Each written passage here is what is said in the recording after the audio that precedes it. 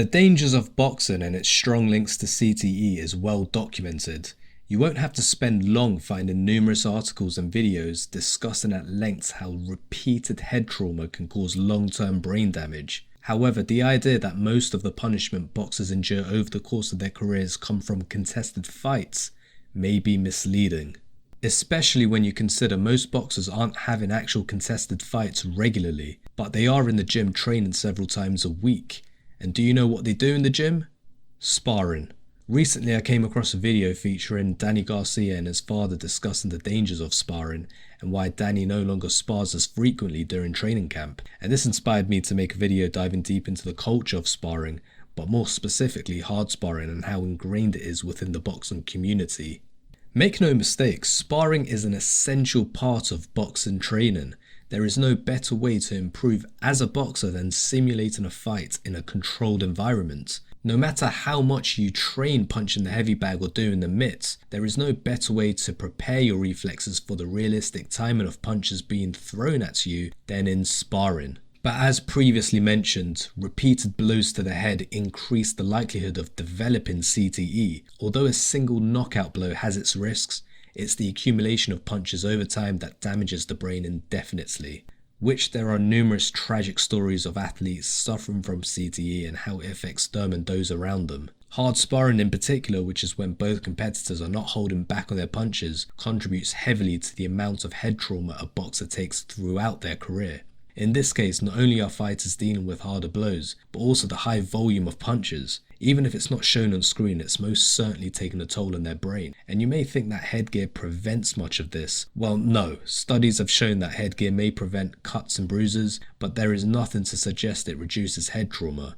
In fact, it was mandatory for male amateur boxers to wear headgear from 1984 until 2013. And the International Amateur Boxing Sanctioning Organization examined more than 11,000 amateur boxing competitions and found a 43% reduction in reported concussions from 2013 to 2015, the period in which headgears were being phased out.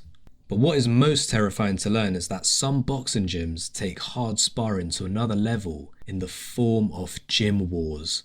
Now, hard sparring is dangerous enough as it is, but the intention is not to hurt each other, and they exercise some degree of caution. In the case of gym wars, it's essentially a fight behind closed doors. Both competitors are genuinely trying to take each other's heads off, all for the purpose of ego, which is just plain stupid. Some of these gym wars can be found online, such as the infamous Mayweather gym, in which competitors spar until someone simply quits, leading to some rounds lasting as long as 20 minutes. I mean, what a way to kill off your brain cells and take years off your life. And some boxers claim to spar 15 rounds consecutively in a single session, with some training camps consisting of over 170 rounds of sparring altogether. Should come as no surprise when some boxers go into a fight night already worn out. And to strengthen my point that hard sparring ruins a boxer's health, we only need to look at James Toney as an example. Now, Toney was well known for being a defensive wizard, where he was especially skilled at blocking and parrying punches, and throughout his 92 fight boxing record, he's never been knocked out, which is a testament to his granite chin and excellent defense.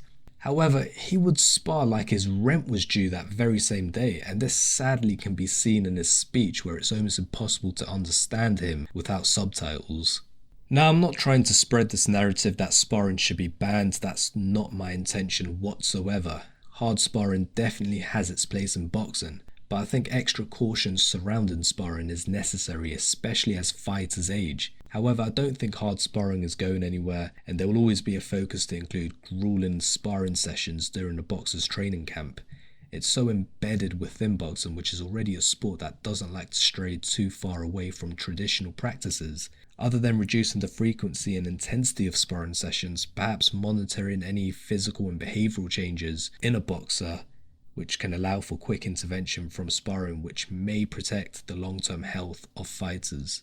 But for goodness sake, stop with the gym wars. The wear and tear that it causes will affect a fighter's life after it's time to hang up those gloves. But what do you think? Does sparring ruin boxers, or do the pros outweigh the cons? Let me know in the comments, but for now that's going to be it. Thank you for watching.